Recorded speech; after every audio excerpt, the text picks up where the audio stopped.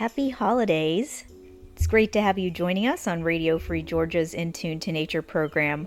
I'm host Carrie Freeman, coming to you in November of 2024 from Atlanta in the Muskogee Creek Territory and former range of the Red Wolf in the foothills of the Appalachian Mountains.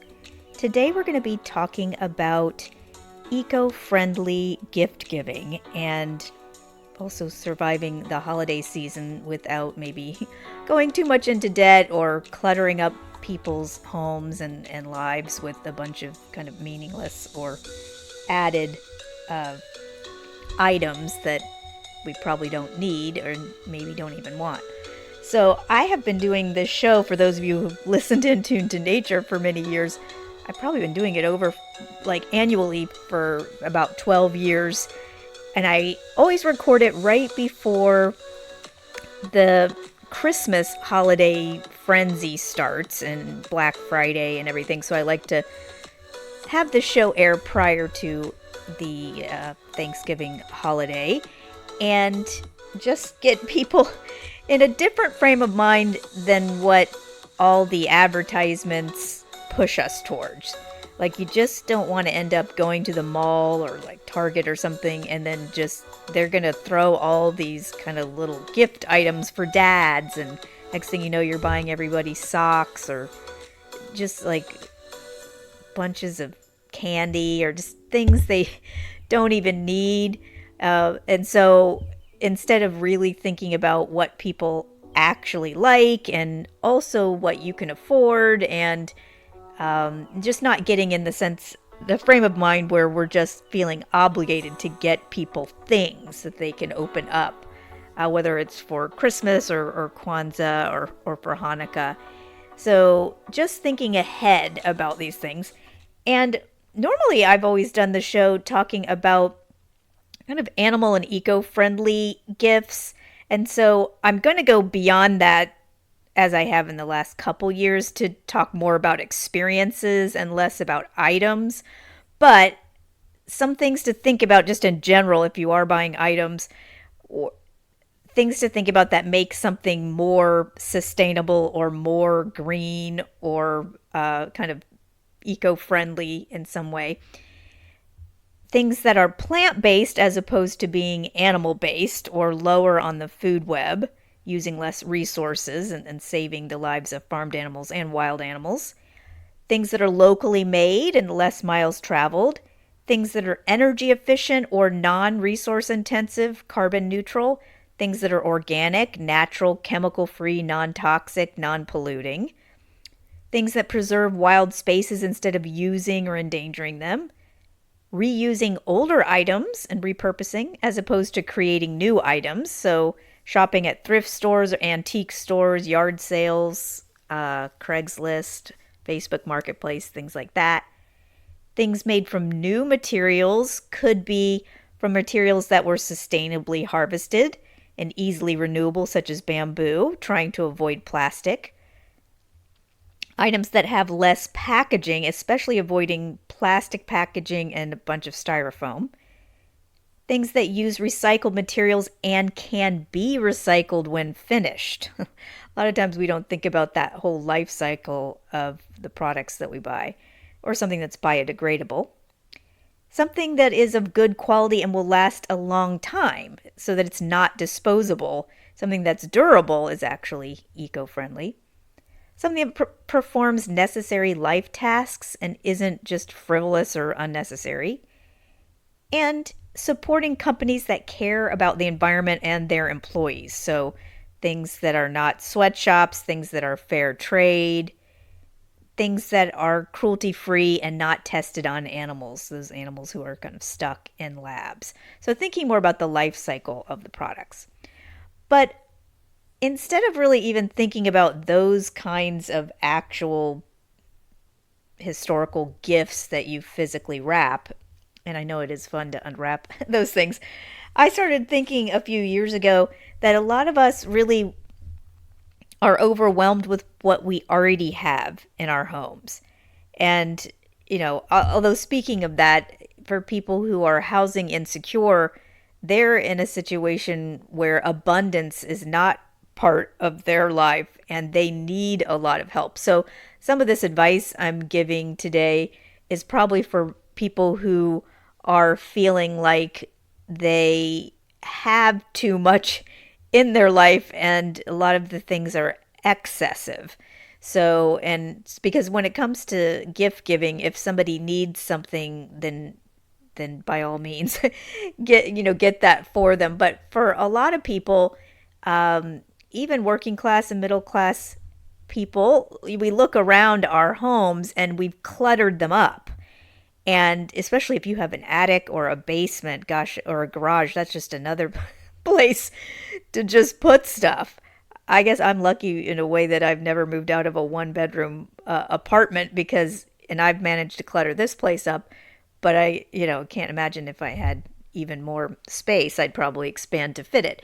So this came to my mind too when I was helping my aunt moved out of my grandparents' house after they passed away. And then also we downsized my parents, getting out of the big house that I was in when I was in high school.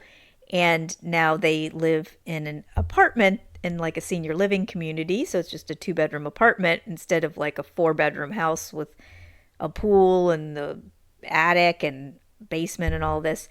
So for any of you that have done any of that downsizing or dealing with um, family members who have passed away and then all the memorabilia and everything in their house, the paperwork and just the artwork and everything, you realize we already have enough in our lives. And so every time we give somebody a gift that physically sits in the house, it might be nice, but it's also just one more thing we have to deal with. And then maybe we have to keep giving other things away to make space for that. So it started me thinking more about sharing experiences and not items. So trying to give gifts for the holiday season that don't physically land in someone's home and just remain there.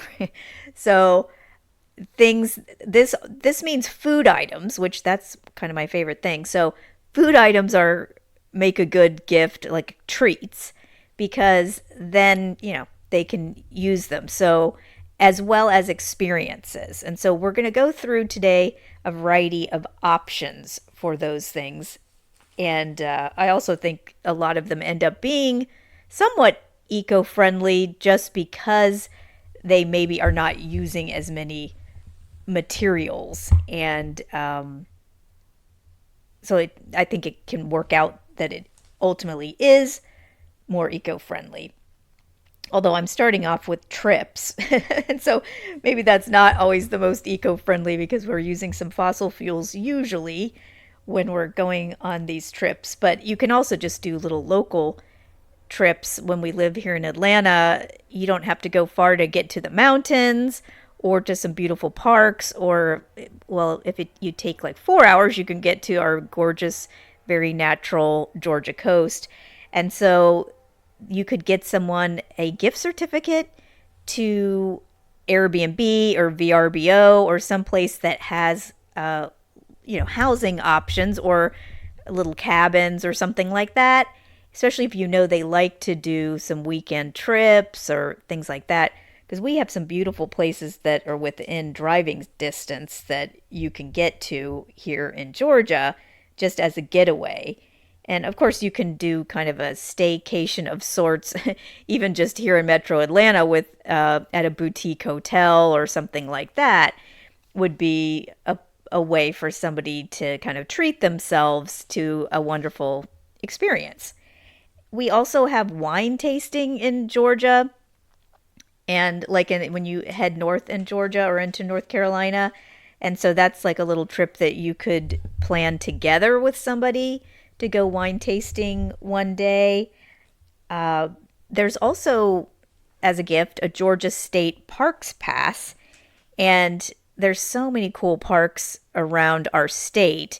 And that way the person wouldn't have to pay every time they would go. And then you'd be encouraging them to kind of get out there and then go hiking and kind of maybe have an excuse to visit a lot of these parks.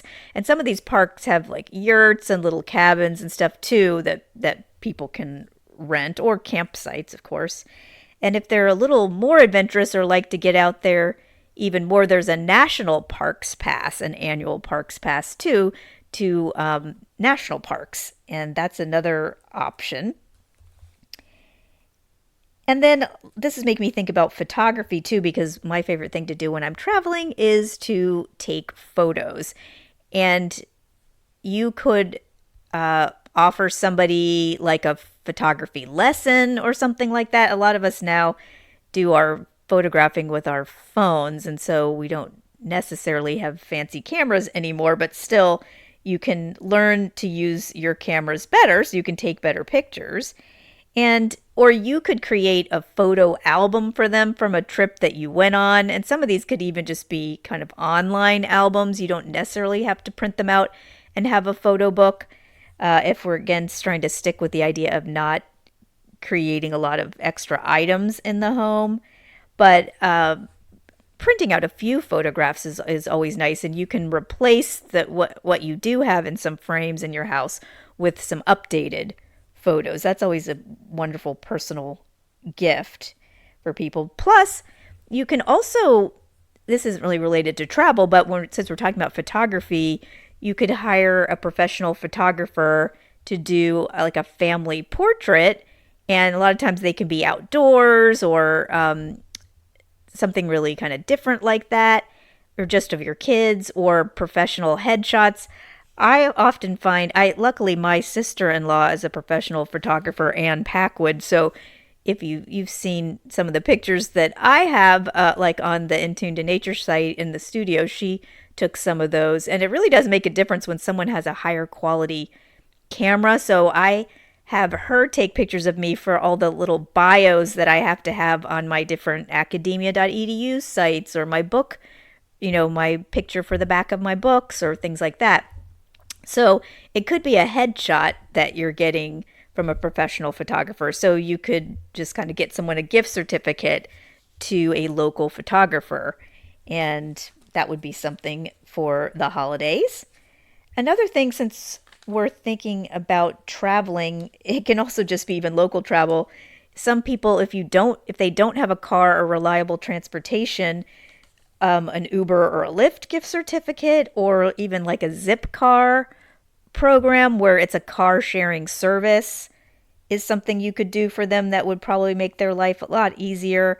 Or even just if you have like a truck or something, offering, that someone could borrow your truck, 3 times a year or whatever. Because so often, I'll speak for myself, I have like a 2-door, really small, older car. And it's hard if you're trying to take a lot of recycling. I can't really move any furniture with my little car. So if you're somebody that has a truck, that's actually something people need, is somebody like to take stuff that they, need to cart around that they can't fit. And thinking also of things that you could do for people that are more about services instead of just experiences would be house cleaning services or yard maintenance services or house maintenance. And a lot of times this might be because we don't enjoy doing these things, speaking for myself here, or we're not that good at them, or maybe even physically we can't do them because of our different capabilities. So that also is an example of giving somebody a service that frees their time up to spend, because they want to spend it with their kids, or they want to spend it with their dog, or they want to just relax instead of constantly, cleaning their house or mowing their yard or something. So that those kinds of services are useful. And some people don't like cooking, even though I think all of us like eating. But cooking is something that, or this gets back to the food as gift issue. And I think it's nice to take people out to restaurants. So there's so many fantastic restaurants around Atlanta. And really, like, the vegan restaurant scene has really taken off as well. And so, like, I've gotten people gift certificates to Planta and La Samia and other places around town. Or you can say that you're going to go with them, so that you're going to just take them out to eat. And that's, I think, even better. And if you're looking for restaurants, the Happy Cow app or the Happy Cow website, actually, this works anywhere in the world. It tells you different vegan and or vegetarian, vegetarian, or vegetarian friendly places to eat. And then it has all kinds of reviews and stuff like that. So that's a good way to find different restaurants wherever you're traveling that are plant based. You could also do vegan cooking classes as well, or maybe like just specialize in a certain type of cuisine that's more plant based, such as Thai or Indian or Italian cooking. So that's an option. I like to also shop at Sevenanda, which is the natural foods co-op that's in Little Five Points. It's kind of historic place. And, I think it's hard for them to compete with these large, now that we have larger health food stores like Sprouts or Whole Foods, which I'm not saying I don't go to those as well, but I really like to support Sevenanda. And so a gift certificate there is also a good idea. That's a vegetarian co-op, and so it's also not it's like a not-for-profit type health food store, so it's also that's very different from a lot of these big grocery store chains. And you could get an annual membership for somebody to Sevenanda, and that means that every time they go once a month they could get a 10% discount on their groceries that way. And that's something. Or yeah, just they also have a hot bar there so people can kind of pick up food as well. So I've always enjoyed going to Sevenanda. I have kind of a soft spot for it because back when I was in high school and then in college and I was living out in the suburbs, this was before you had Whole Foods, or I don't even know that they had much in our main grocery stores like Kroger in terms of the natural foods section. And so it was harder when I first went vegetarian in the 90s and then vegan, harder to find vegetarian food. And so I remember I would like drive into the city, even though now I live here not too far from Sevenanda, but I used to drive in to get food from there. And so I like to still kind of support these local stores like that. And then with food, of course, you've got treats. I think when it comes to giving people food, you're either going to make them something like some kind of vegan awesome cookies or cakes or pies for the holidays. That's always welcome. Or you can buy them something that's a treat, like some high-end shade-grown or bird-friendly coffee or tea. Lots of different, if they're into tea, there's so many great different tea blends that you can get. Or chocolate, like dark chocolate, vegan chocolate. I like, there's a local, it's almost all vegan. I think there might be a few products sometimes that aren't vegan, but mostly vegan chocolate place called Chocolatl in Atlanta. And I go to them when I'm in the Krog Street Market. And they used to just sell chocolate bars, and they were all kind of very, they can tell you where they're sourcing the chocolate from, because chocolate can be an industry with a lot of labor issues and a lot of human exploitation. So I think it's important when we're buying chocolates to know where it's from and that the vendors you're buying from have a relationship with the people they're buying the chocolate from, and so they can source it more responsibly. So Chocolatl has all those kind of chocolate bars and drinking chocolates and stuff, but now they've actually specialized in like special little bonbons and actual little tiny chocolates that you can get a box of chocolates too instead of just chocolate bars. So that always makes a nice gift when you have a box of kind of fancy chocolates. And then when I was thinking about the tea, I'm thinking also about Asheville and so many of the areas that were hit by Hurricane Helene or the other storm damages that we've had because of the climate crisis, increasing the problems with flooding, and then out west with wildfires and different things. Sometimes communities get devastated, and I know that the North Carolina mountains got hit really hard, and as well as places in South Georgia. So if you know of some restaurants or businesses in those areas, if you can order stuff from them as a gift, I think that's nice. I was realizing this too because I always, when I go to Asheville, I like to go to this little tea place in West Asheville, and there was one downtown too called Dobra Tea, and they just have a lot of vegan friendly stuff, and it's just like a cool place, and I just enjoy going to Dobra Tea. And then I guess I got on their listserv, and then so suddenly after the floods in Asheville, they were sending out something saying that one way you could help them because they couldn't open up because there was problems with the water and stuff at the time, the water quality, was to buy online, which reminds me of the pandemic too. Like there were times when restaurants, you couldn't go in the restaurant, and so they were saying, can you order food? So whenever there's businesses that are having a hard time, especially small businesses owned by local people, places that you liked, can you still support them? So I bought some tea from Dobra, and then and some of it I'm going to give out for the holidays as gifts. So that's something to think about as well.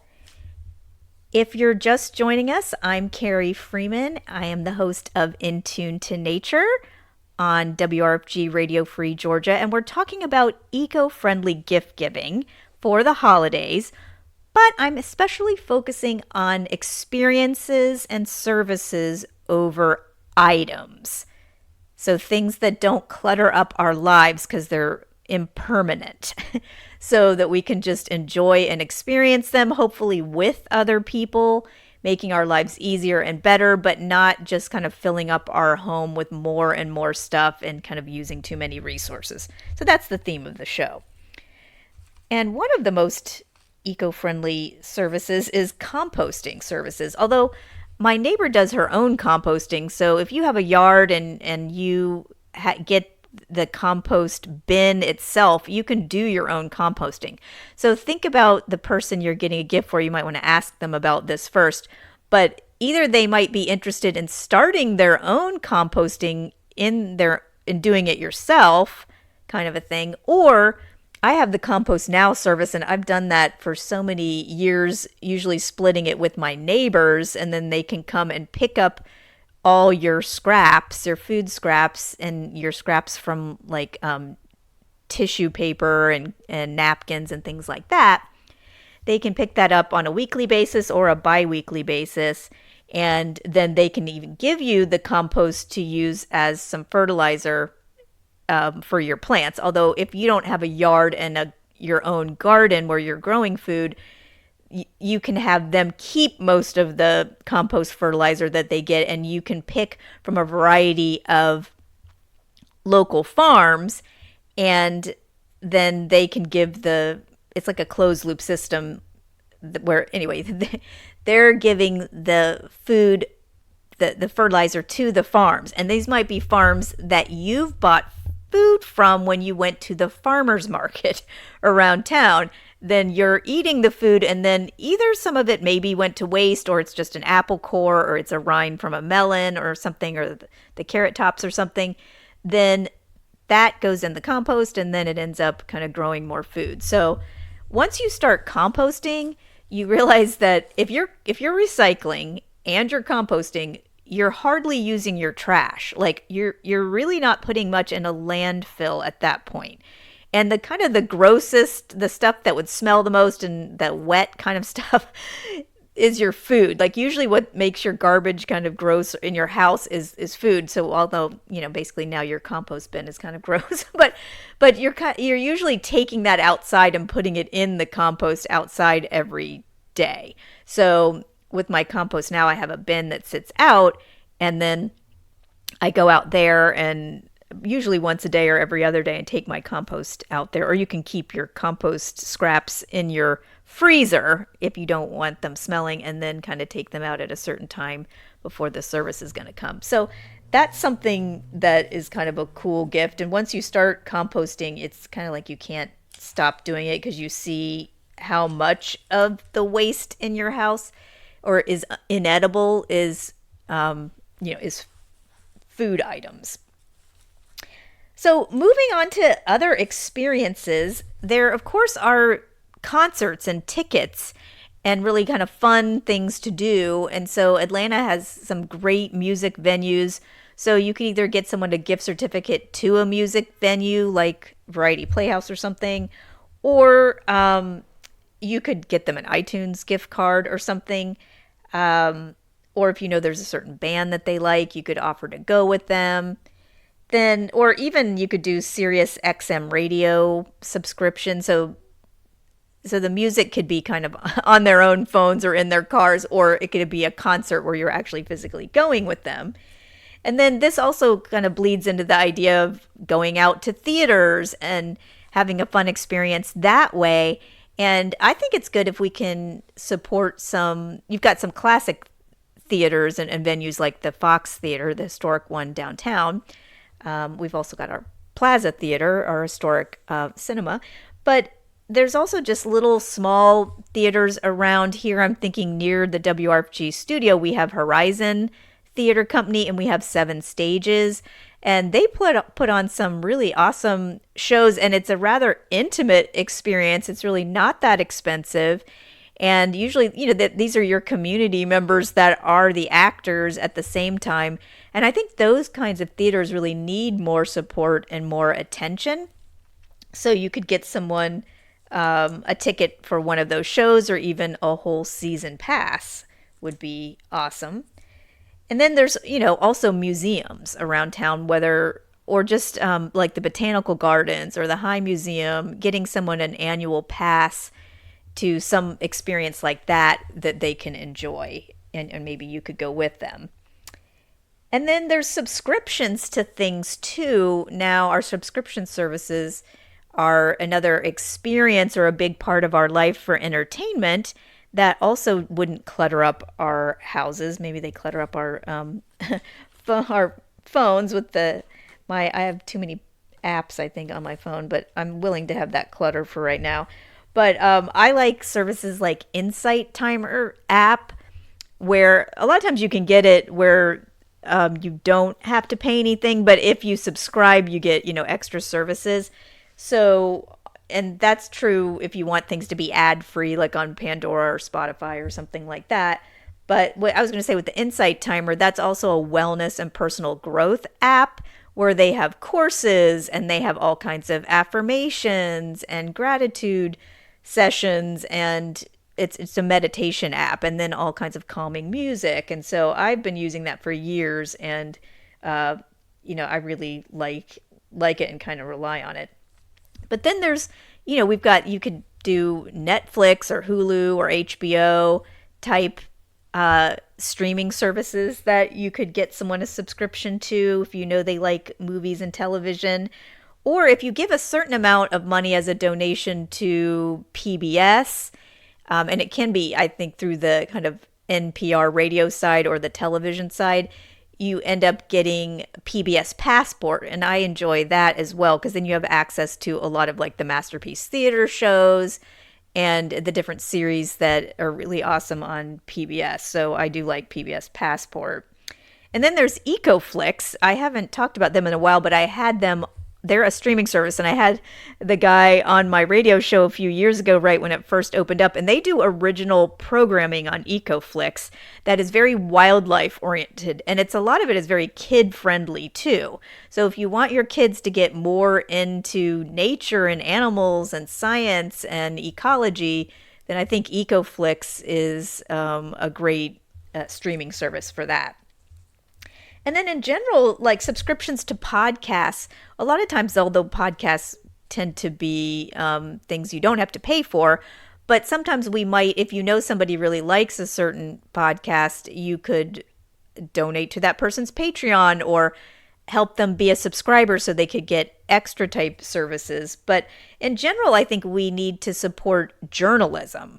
So, like getting somebody a subscription to the Atlanta Journal-Constitution newspaper, or some of our kind of legacy newspapers like the New York Times, or I really like The Guardian. And even though that's a paper in Britain, they report a lot on the United States, and they do fantastic environmental reporting, and they actually report on farming issues a lot at The Guardian. So I appreciate their journalism. Vox, VOX, is also, they do independent journalism and they do a great job of reporting on animal issues as well. And then one of my favorite places for animal oriented news is Sentient Media, which now they just go by Sentient, Sentient. And they support animal journalism. As does We Animals Media. We Animals Media does animal photojournalism. So Sentient Media or We Animals Media, I like to support them and the work they do and look online a lot to see, especially with Sentient Media, their take on, like how the election is going to affect farmed animals or how is it going to affect nature, or there's, all different kinds of stories that they have that are really good, as well as, let's say, Inside Climate News is another one I really like. And then WRFG, of course, always donating to WRFG on behalf of somebody.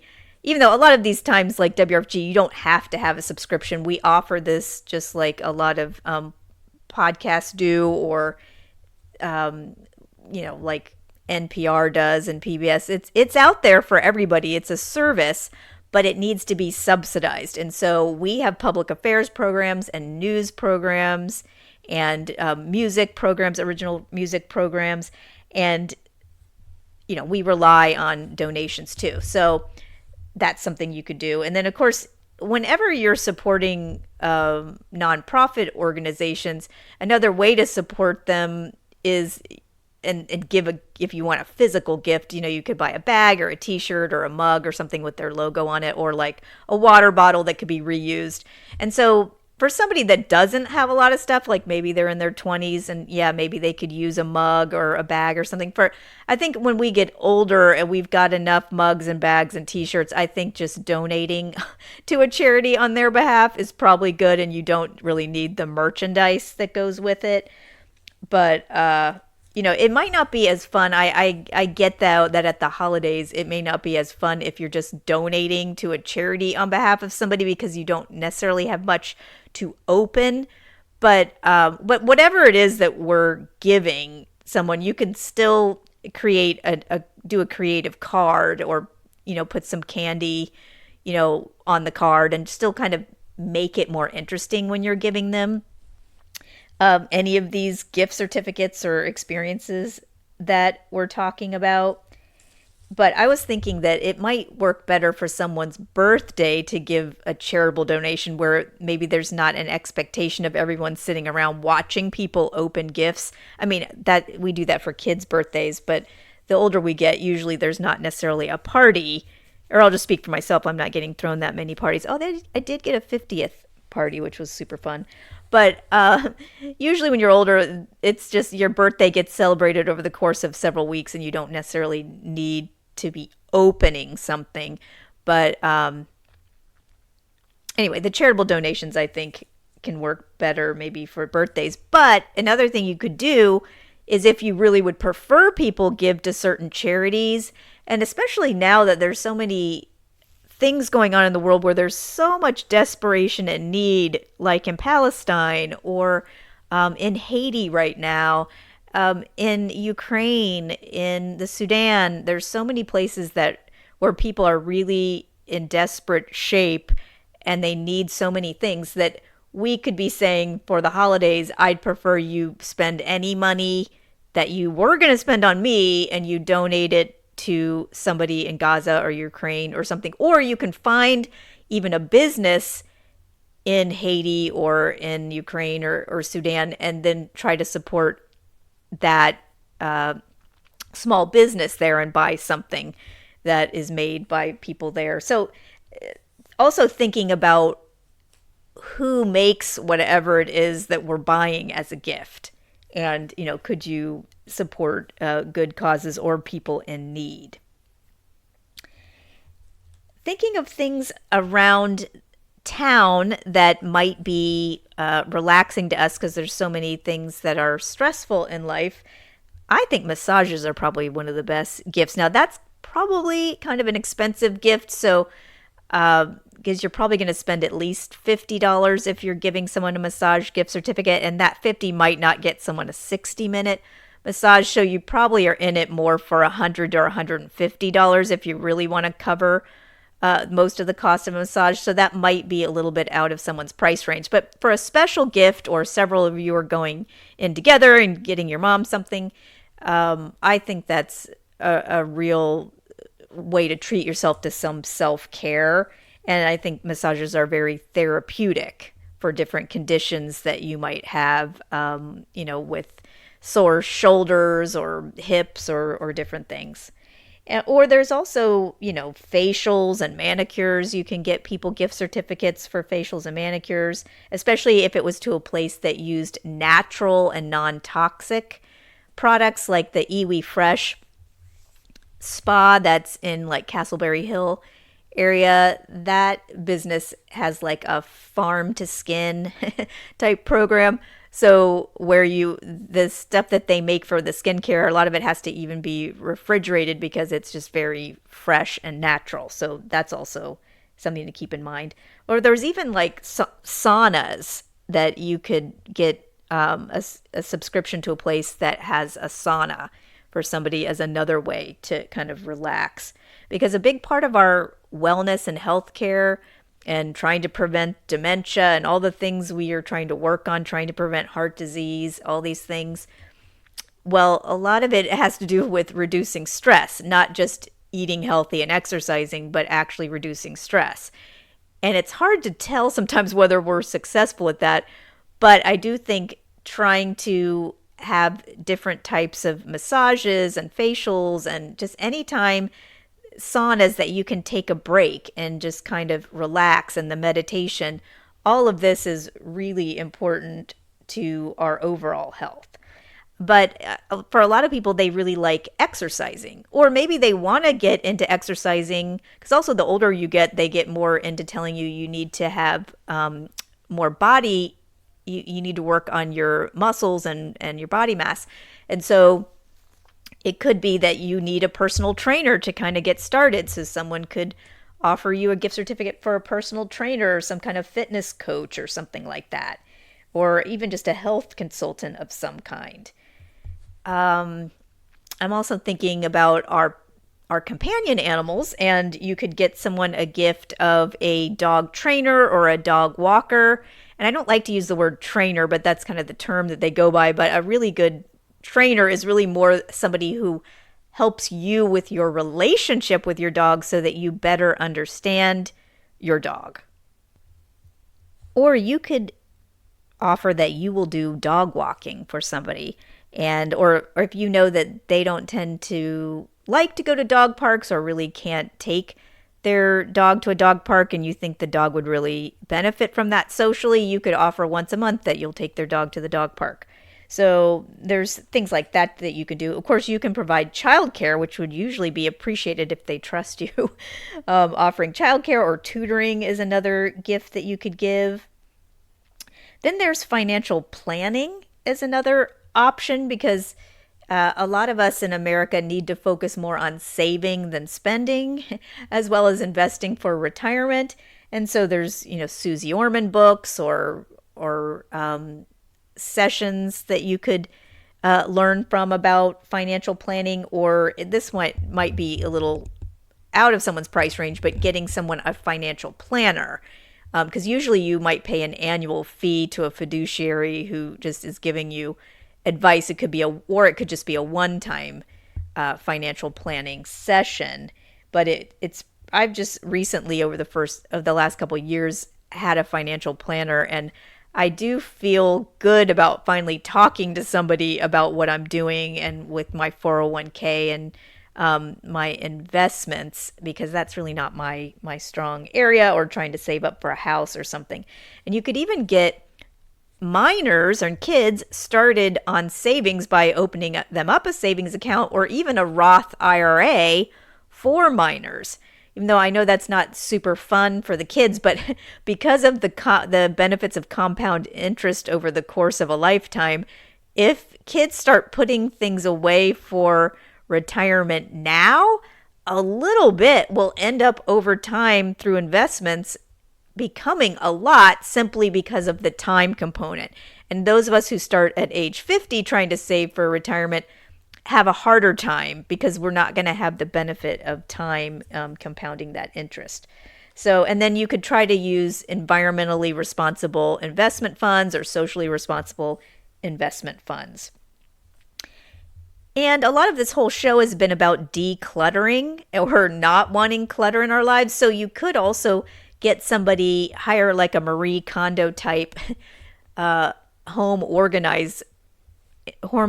organizer or consultant to come and help somebody reorganize their house. Or even you could offer to do that, like especially if you know someone wants to really clean out their attic, clean out their garage, because they're uncomfortable with it, or the basement or an extra bedroom or something that's gotten cluttered.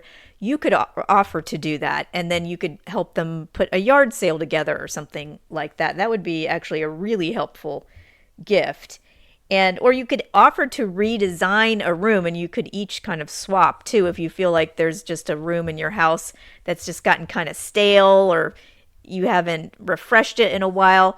You don't necessarily need to buy new things if somebody comes in and then they take their own fresh take on your room. They could maybe pull some artwork from the other room and swap things out, or even swap artwork from their house to yours, and just kind of change things around. So that's another just kind of service that you could provide that would also be pretty fun.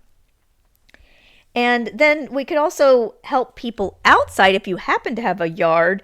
If you wanted to have like a Georgia Native Plant Society consultant or some kind of landscape architect come that can help you redesign your yard or find out how it could be wildlife friendly with native plants, or to do an urban garden, like going with someplace like Grow Where You Are, or Truly Living Well Center for Urban Agriculture, or those kinds of services.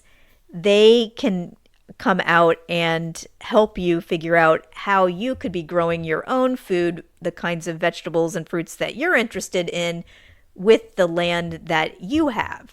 And so I think a service like that is really eco-friendly, and it definitely gives back because you're literally growing your own food.